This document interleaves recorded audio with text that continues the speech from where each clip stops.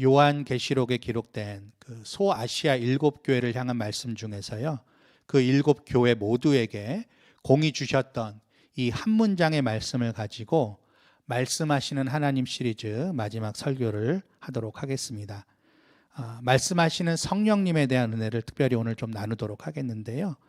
여러분, 요한계시록은 여러분들께서 잘 아시듯이 예수님의 제자인 사도 요한이 반모섬에서 인생 말미에 기록했던 계시와 환상의 말씀입니다. 그 가운데 요한계시록 2장에서 3장은 그 당시 소아시아 지역, 지금의 터키 서부 지역인데요, 거기에 있었던 7교회들에게 각각 들려주시는 주님의 말씀이 기록되어 있습니다. 그런데 그 2장에서 3장 사이에 나오는 그 교회를 향한 말씀이 마무리될 때마다, 각각 7교회 말씀이 마무리될 때마다 아까 함께 우리가 읽었던 그 말씀, 귀 있는 자는 성령이 교회들에게 하시는 말씀을 들을지어다, 이 한 문장의 이 말씀이 후렴처럼 반복되는 것을 우리가 볼 수 있습니다. 자, 그러니까 7교회에게 주시는 모든 말씀이 공이 어떤 말씀이라는 거죠? 성령 하나님께서 주시는 말씀이라는 거죠. 자, 그런데 이 각 교회에게 주시는 말씀의 그 첫 부분을 보면요, 특이한 점이 있습니다. 우선 오늘 읽은 그 9절, 29절이 속한 그 단락이 있는데요, 맨 첫 번째 단락이 앞부분이 어디냐면은 18절입니다. 그 18절을 같이 한번 읽어보시겠습니다. 요한계시록 2장 18절 같이 한번 읽어보겠습니다. 제가 읽어드리겠습니다. 두아디라 교회의 사자에게 편지하라. 그 눈이 불꽃 같고 그 발이 빛난 주석과 같은 하나님의 아들이 이르시되, 하나님의 아들이 이르시되. 자, 한 군데 더 읽겠습니다. 요한계시록 2장 8절입니다. 2장 8절. 두 번째 교회에게 하시는 말씀이죠. 같이 읽어볼까요? 서머나 교회의 사자에게 편지하라. 처음이며 마지막이요 죽었다가 살아나신 이가 이르시되. 자, 그러니까 지금 사도 요한은 어떻게 하고 있는 거예요? 성령께서 교회에게 주시는 말씀이 곧 누구의 말씀이라는 겁니까? 하나님의 아들이신, 그리고 죽었다가 살아나시니 바로 예수님이죠. 예수님께서 교회에게 주시는 말씀이라는 것을 증명해 주고 있습니다. 자, 그런데 그러고 보니까요, 이 귀 있는 자는 들을지어다, 이게요, 사실은 사도 요한 이전에 예수님께서 공생의 사역 동안에 많이 쓰시던 어법이었어요. 자, 마태복음 11장 15절에 보니까는 예수님이 이렇게 말씀을 하신 적이 있어요. 귀 있는 자는 들을지어다. 이 어법은요, 이미 신약의 복음서에만 예수님의 입을 통해 6번이나 등장을 합니다. 그리고 요한계시록의 2장과 3장에 걸쳐서 7번이 등장을 하는 거예요. 그런데 사도 요한이 쓴 이 요한계시록에는 조금 무언가가 추가됐어요. 그게 뭐죠? 귀 있는 자는 들을지어다가 아니라 귀 있는 자는 성령이 교회들에게 하시는 말씀을 들을지어다, 이렇게 되어 있습니다. 성령이 교회들에게 하시는 말씀을, 이 부분이 추가가 된 것이죠. 근데 여러분, 예수님은 이 세상에 오셔서 가장 열심히 하였던, 그리고 가장 중요하게 하셨던 사역이 다름 아닌 말씀 사역이셨습니다. 그 말씀을 전하는 사람들에게, 특히 그 제자들에게 듣게 하시려고 우리 예수님은 무척이나 애를 쓰셨습니다. 그래서 그 제자들에게 말씀을 전하실 때마다 귀 있는 자는 들을지어다 라고 말씀을 하셨어요. 근데 사실 이러한 예수님의 의도, 강력한 의지, 그 제자들에게 말씀을 듣게 하시고자 하는 이러한 의지는요, 사실은 이전에 성부 하나님의 의지였습니다. 그 증거를 몇 군데 찾아볼까요? 출애굽기 19장 9절이에요. 같이 읽어보겠습니다. 여호와께서 모세에게 이르시되 내가 빽빽한 구름 가운데서 내게 임함은 내가 너와 말하는 것을 백성들이 듣게 하며 또한 너를 영영히 믿게 하려 함이니라. 모세가 백성의 말을 여호와께 아뢰었으므로. 자, 이제 신명기로 가보겠습니다. 신명기 4장 36절입니다. 같이 읽어볼까요? 여호와께서 너를 교훈하시려고 하늘에서부터 그의 음성을 내게 듣게 하시며 땅에서는 그의 큰 불을 내게 보이시고 내가 불 가운데서 나오는 그의 말씀을 듣게 하셨느니라. 자, 하나님께서 뭐라고 그러시는 거예요? 이제 모세와 만나시면서 하나님이 임재하는 이유를 말씀하세요. 그 이유는 백성들이 듣게 하시려고. 자, 그리고 하나님께서 큰 불을 나오게 하신 적이 있어요. 그 불을 보여주신 이유도 하나님의 말씀을 그 백성들이 듣게 만드시려고 그러셨다는 거예요. 우리 하나님은요, 하나님 자신의 그 말씀을 들려주셔서 그 백성들이 듣도록 하셨다는 거예요. 거기에 의지를 가지고 하나님께서는 끊임없이 애쓰셨다는 것이죠. 여러분, 그러나 하나님의 백성인 이스라엘은 그 들어야 되는 말씀을 어떻게 했죠? 들었습니까? 예, 듣지 않았습니다. 우리 가끔 부모들이 자식들한테 그런 얘기 하죠. 지지리도 말을 안 듣네. 예, 이스라엘 백성들이 그랬습니다. 하나님은 그래서 실망을 넘어서 진노하셨습니다. 여러분, 하나님이 급기야 어떻게까지 진노하셨는지 여러분 기억하십니까? 이사야 6장이에요. 이사야 6장 9절에서 10절 말씀 같이 읽어보겠습니다. 시작. 여호와께서 이르시되 가서 이 백성에게 이르기를 너희가 듣기는 들어도 깨닫지 못할 것이요 보기는 보아도 알지 못하리라 하여 이 백성의 마음을 둔하게 하며 그들의 귀가 막히고 그들의 눈이 감기게 하라. 염려하건대 그들이 눈으로 보고 귀로 듣고 마음으로 깨닫고 다시 돌아와 고침을 받을까 하노라 하시기로. 여러분, 마음을 둔하게 하며 귀를 막히게 하래요. 이게 하나님이 말씀하신 거예요, 이사야에게. 한마디로 아예 무슨 말입니까? 듣지 못하게 하겠다라는 거예요. 여러분, 이게 얼마나 무서운 말씀입니까? 딴 분도 아니고 지금 하나님께서 하나님의 백성을 향해서 무시무시한 말씀을 하고 계신 겁니다. 이것이야말로 심판 중에 심판이 아닙니까?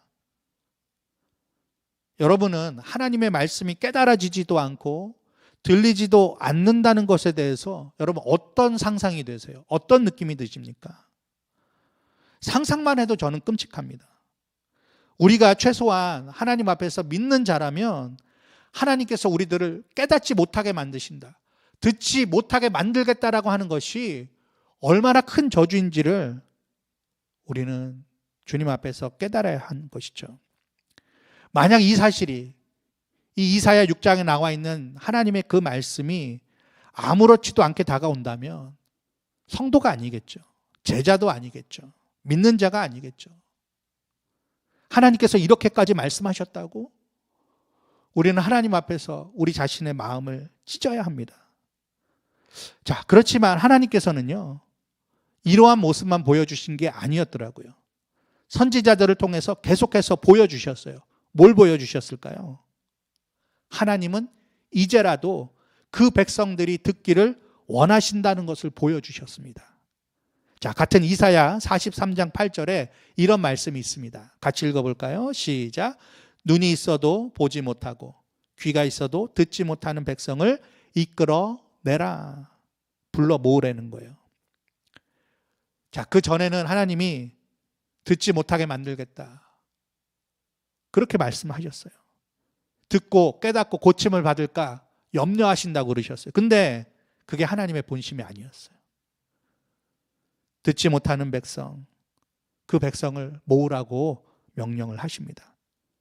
이사야 선지자가 활동한 이후에 그 100년 후에 예레미야가 또 활동을 합니다. 예레미야서 5장 21절에는 하나님께서 또 이런 말씀을 주셨습니다. 같이 읽어볼까요?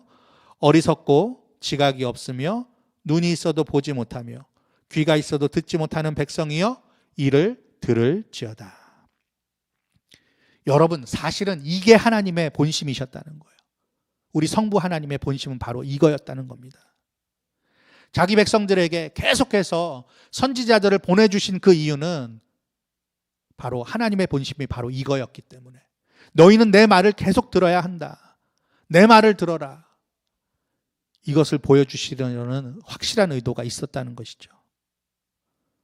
여러분, 그렇게 계속해서 하나님께서 선지자들을 보내셔서 하나님의 말씀을 그 백성들이 듣게 하셨습니다. 근데 여러분, 그 백성들이 들었습니까? 또 안 들었습니다. 결국에 또 안 들었어요. 이 백성들은 반복해서 안 듣는 백성이었습니다. 여러분, 그래서 하나님께서 포기하셨나요? 아닙니다. 포기하지 않으셨어요. 그걸 어떻게 알죠? 또 누군가를 보내셨어요. 자, 이번엔 누굴 보내셨습니까? 네, 아들을 보내셨습니다.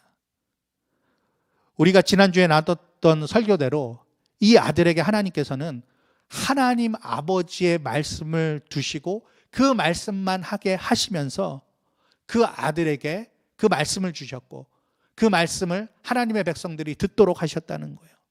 성부 하나님과 같은 권위의 말씀을 그 아들 예수 그리스도의 입술에 두셨다는 것이죠. 성부 하나님은요, 그렇게까지, 즉 아들의 입술을 통해서라도 하나님 자신의 입에서부터 나오는 모든 말씀을 자기 백성으로 하여금 듣게 하시고자 했던 것이라는 거죠. 우리 예수님의 오심은 바로 그런 것이라는 것입니다. 그래서 그 뜻을 완전히 알고 있었던 그 아들이신 성자 예수님께서는 충실하게 그 역할을 담당하셨어요. 예수님의 말씀을 그래서 우리들은 날마다 듣는 자가 되어야 하는 것입니다. 근데 예수님께서 하루는 제자들에게 이런 말씀을 하신 적이 있더라고요. 마태복음 13장입니다. 마태복음 13장 16절에서 18절 같이 한번 읽어볼까요? 그러나 너희 눈은 봄으로 너희 귀는 들음으로 복이 있도다. 내가 진실로 너희에게 이르노니 많은 선지자와 의인이 너희가 보는 것들을 보고자 하여도 보지 못하였고 너희가 듣는 것들을 듣고자 하여도 듣지 못하였느니라. 그런즉 씨 뿌리는 비유를 들으라. 이 말씀은요, 우리 예수님께서 씨 뿌리는 자의 비유를 말씀하셨을 때 그 가운데 하셨던 말씀이에요. 예수님은 제자들에게 선지자들도 의인들도 보지 못했고 듣지 못했던 것을 지금 너희들은 보고 듣고 있는데 그게 너희들에게 진정한 복이다라고 말씀하셨던 것이죠. 도대체 뭐가 제자들에게 복이 된다는 겁니까? 크게 두 가지예요. 하나는 그 당시에 그 예수님을 가까이 하면서 보고 들었던 그 예수님 자체, 말씀하시는 그 예수님 자체, 그리고 또한 그 예수님께서 들려주시는, 깨닫게 만들어주시는 바로 그 말씀, 이 두 가지를 가까이 할 수 있고 볼 수 있고 들을 수 있는 그 제자들에게 그거야말로 행복이라는 거예요. 왜 그렇죠, 여러분? 예수님이 우리들에게 어떤 역할을 하시길래, 그리고 예수님의 그 입술에서 나오는 그 말씀이 우리에게 어떤 효과를 가져다 주길래 그게 복이라고 말씀을 하셨을까요? 대략 세 가지입니다. 하나는 예수님과 그 말씀이 내 상태를 똑바로 볼 수 있게 하기 때문입니다. 특별히 우리의 죄인됨을 알게 하시고 우리의 죄악을 보게 하시기 때문에. 그리고 두 번째, 예수님과 그 말씀이 그런 나를 변화시켜 주시고 건져 주시기 때문에 그래요. 세 번째로는 예수님과 그 말씀이 나와 늘 동행하시면서 끝까지 올바른 길로 갈 수 있도록 지켜주시고 도와주시기 때문이라는 거예요. 그래서 그 예수님, 또 그 예수님의 입에서 나오는 모든 말씀은 우리들에게 진정한 복이 된다고 말씀하셨던 것입니다. 근데 여러분, 그 예수님은 지금 우리 눈에 안 보이잖아요. 제자들은 직접 봤지만, 그죠? 또 우리가 직접 예수님의 말씀을 들을 수 있는 건 아니잖아요. 성경을 읽거나 혹은 목회자들의 설교를 통해서 우리가 들을 수밖에 없잖아요. 근데 제자들은 직접 들었습니다. 이 직접 볼 수도 없고 더 이상 들을 수도 없는 예수님. 자, 그래서 예수님께서는요, 미리 우리를 위해서 아주 특별한 대책을 마련해 두셨습니다. 자, 요한복음 14장입니다. 요한복음 14장 16절에서 18절 같이 읽어보겠습니다. 시작. 내가 아버지께 구하겠으니 그가 또 다른 보혜사를 너희에게 주사 영원토록 너희와 함께 있게 하리니 그는 진리의 영이라.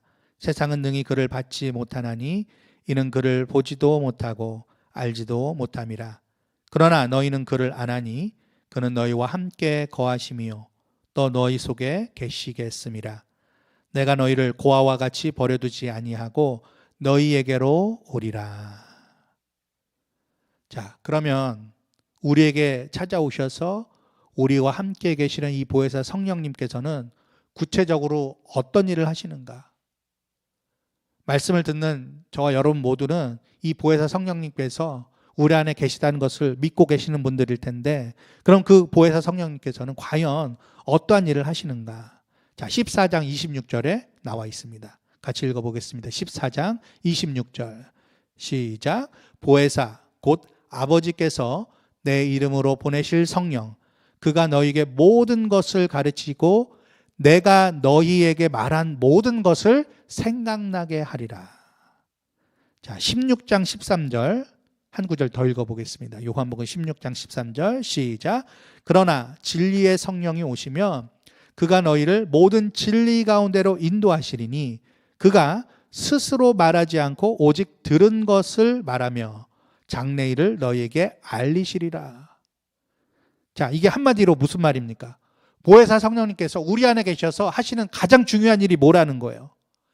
예수님께서 하셨던 그 말씀을 하신다는 거예요. 성령님은 자의로 자기 말로 말씀하시는 분이 아니라 오직 들은 것을 말씀하시는 분. 성부 하나님과 예수 그리스도에게 받은 그 말씀을 우리에게 전해주시는 분이라는 거예요. 사랑하는 성도 여러분, 우리가 무엇을 알아야 합니까? 하나님은 저와 여러분 같은 하나님의 백성이 듣기를 바라셨음을 깨달아야 한다는 거예요. 그래서 하나님께서는 선지자들을 계속 보내셨던 것이고, 심지어 하나밖에 없는 아들을 보내셨던 것입니다.